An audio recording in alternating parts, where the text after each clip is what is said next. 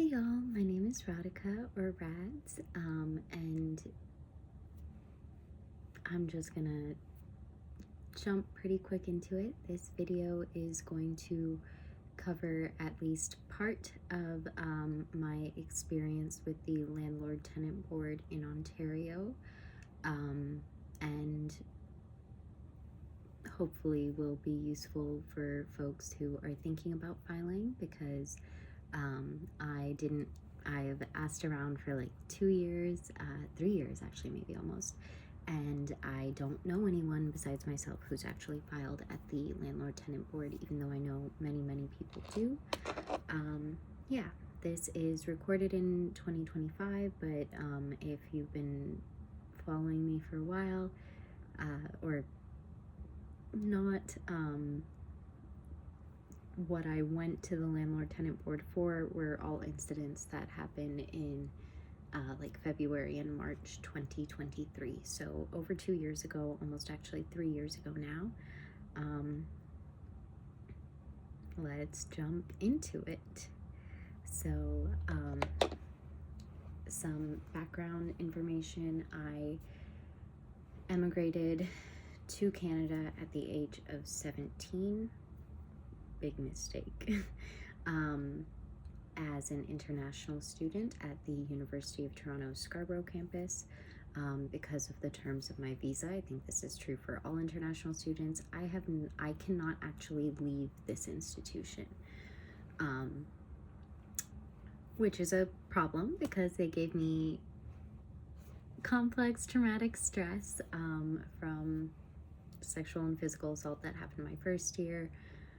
A lot of people also disclosed their experiences of sexual assault to me because my sexual assault it like just got news about it, went around, and yeah, a lot of people heard details that were either not true and not from me, and that is one thing. That was my first year. My second year, I was a witness in a criminal proceeding that actually went from like 2017 to 2021. The person got away with it. But I was also hospitalized in September 2017 for a week as a refugee. I am not a refugee. Do not go to Centenary Hospital. That literally happened again in 2025, even though this time I knew I had insurance and I was like, I have UHIP. They don't give you a physical card. I can give you my UHIP, and they admitted me as not having insurance, basically as a refugee. Toronto's a sanctuary city, but I am not a refugee. So that's one thing. I've had various mental health struggles. I'm also permanently disabled. I have ADHD. This is not something I actually knew until late 2023, but I'm really glad to know that I do have ADHD. And even before that, I'm not going to get into my whole diagnostic history, but I did do a series from 2018 to end of 2022, beginning of 2023, called Mental Health Mondays with Rads. The hashtag was MHM with Rads, RADS. Yeah, and well, that's maybe a separate topic, but important context is I am a international student, so I didn't really know a lot of the local or municipal laws and specific protections or any rights I had, and I also, just by virtue, it's difficult to be in a tense legal situation when you don't really know the laws and when you don't have family support necessarily in the country or province, much less the city. But yeah, that is hopefully a little bit of an intro. I also, my second year, was banned from living on residence for allegedly smoking weed. I asked to take a drug test. They did not let me. I have emails about all this. My assailant and multiple rapists were allowed to live on residence, even though their things were reported and whatnot. Smoking weed is legal federally now across Canada, and assault still isn't, but UTSC doesn't act like that. Okay, anyways, now fast forwarding to the LTB a little bit. So I'm just going to share from what I know. I, as a UTSC student in 2023, from paying incidentals through the student union, I think through the student union, I had paid like $1.30 as part of my annual incidentals, and that allowed me to access free support in 2023 from Downtown Legal Services at the University of Toronto. Or DLS Toronto is their Instagram handle. You can look up their website to learn more about them. There are a lot of bad landlords, so their housing department was pretty full for, I think, all of 2024, even end of 2023. They were open up a little bit again in summer 2025, but DLS primarily helped me file. So what does that mean? I will make a separate video, I think, maybe talking about like the actual experience in order and just like what all happened, maybe reflecting on it like 3 years later with what I know now. But about filing, sorry, I'm a little repetitive.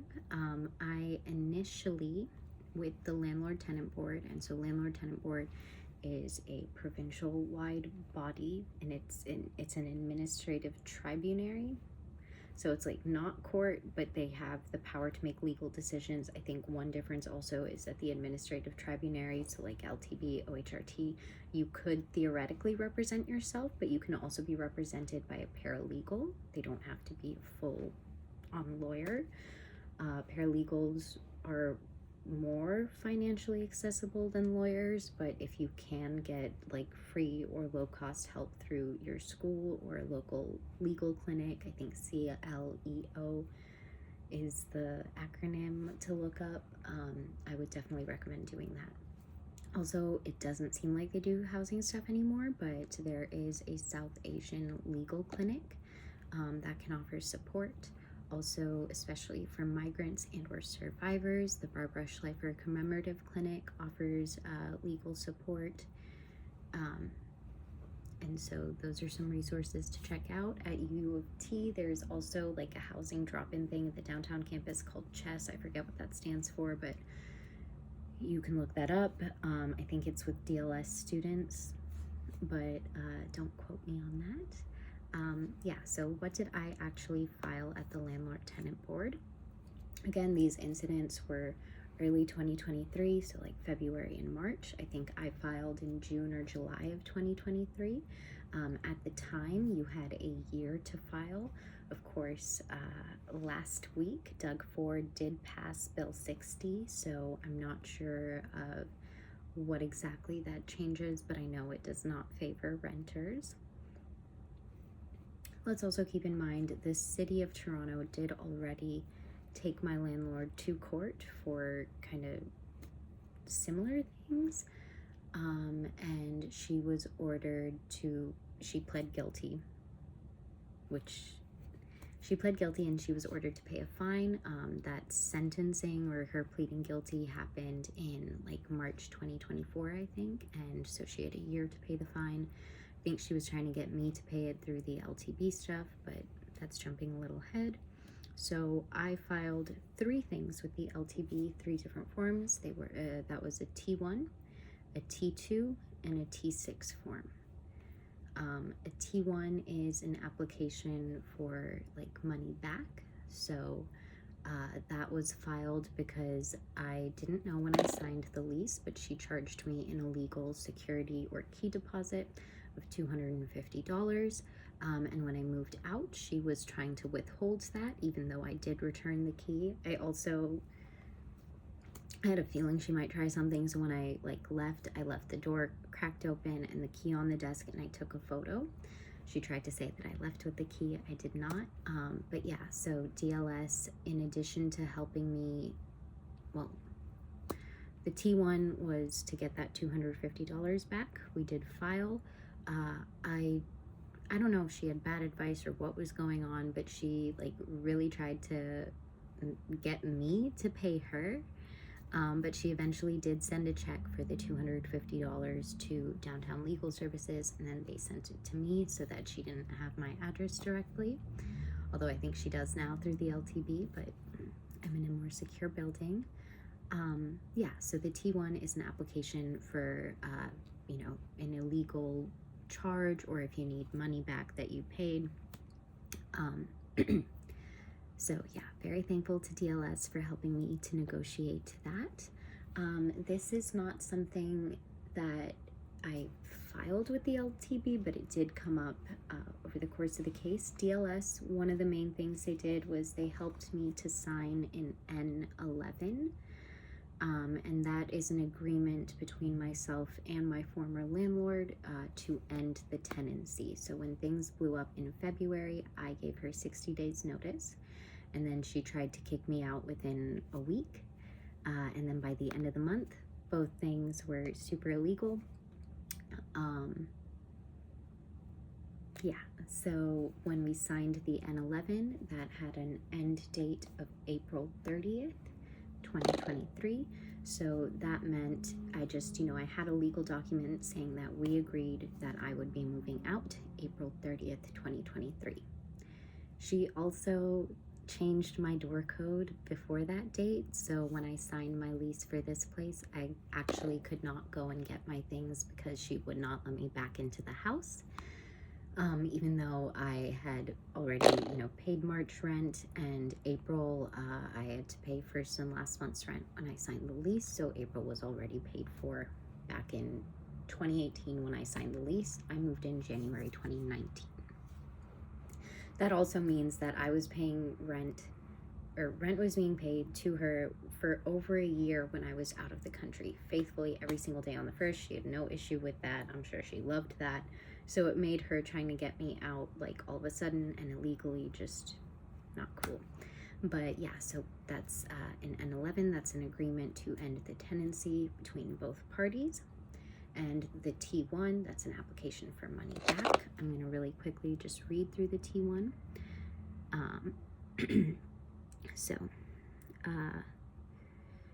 Application type, Form T1, tenant application for a rebate of money that the landlord owes. Tenant is me, or former tenant is my type. Then I have to put my legal first name, my legal name, my address, and stuff like that.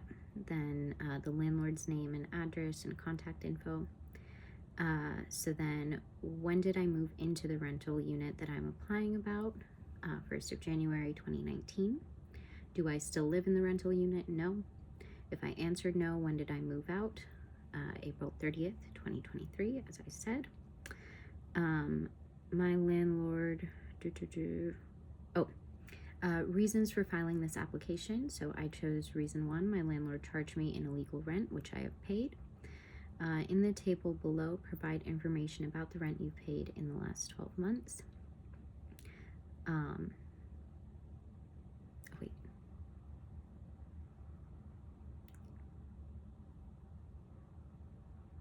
Okay, rent, well, you can read the forms. I'm not going to get into that. I'm just going to keep getting into what I actually put. I also selected reason 2. I paid an illegal charge to my landlord, my landlord's agent, or the superintendent. To whom did you pay the charge? Provide the person's name and title. Kia Mukhtar, how much did you pay? $250. On what date did I pay?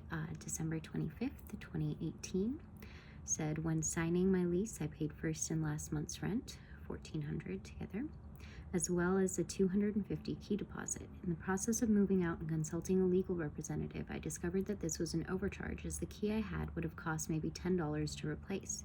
When moving out, I placed the key on the desk in the bedroom unit I had been renting and left the door unlocked.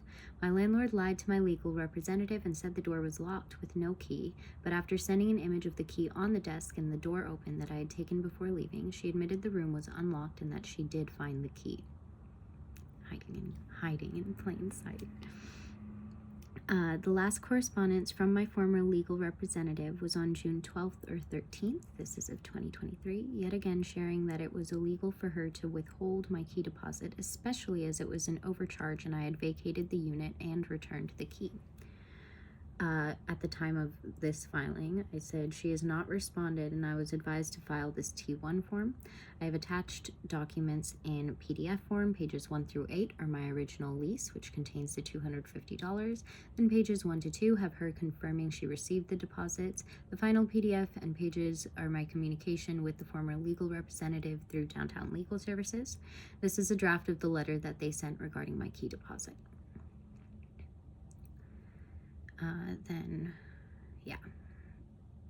I was the applicant, and this was filed on June 28th, 2023, it says. Okay, so that is one thing. Let's actually... Assertive letter, okay.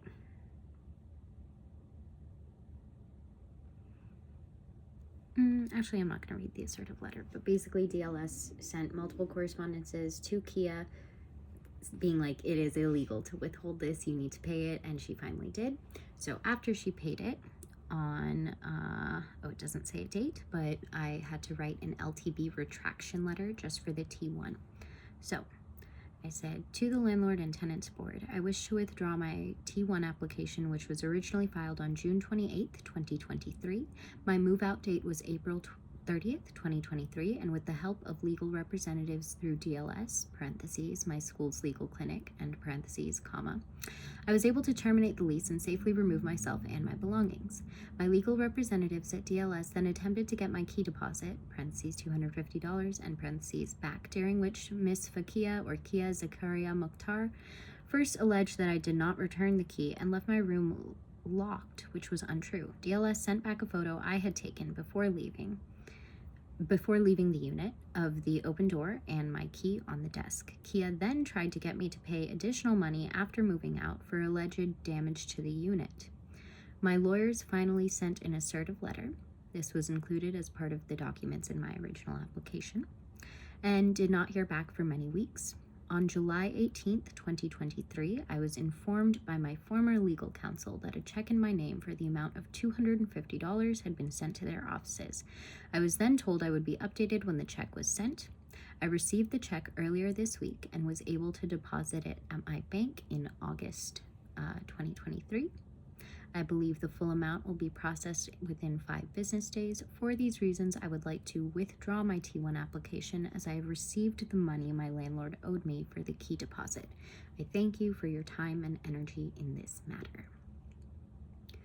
So that's just the small bit. Then,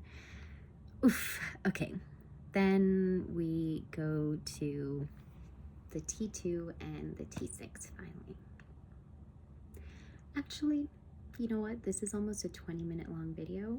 We are going to pause at that. So this is part 1 of what did I file with the Landlord Tenant Board. This was about the T1 application, and I also spoke a little bit about the N11. I guess this recap at the end is not super helpful, but in the next, what the hell did I file at the LTB of Ontario, Landlord Tenant Board, Landlord and Tenants Board, we will talk about the bulk of my application, which is the T2 and the T6 application. And there will maybe be a third video where I just actually talk through the events. It's 6 pages, single-spaced. But yeah, I hope this was useful, and mostly I hope that horrible landlords are abolished. And I really hope that Doug Ford can reunite with his brother, and soon. Thank you. Okay. Goodbye, and food not rent, and housing first, and fuck little Dougie, and Bill 60.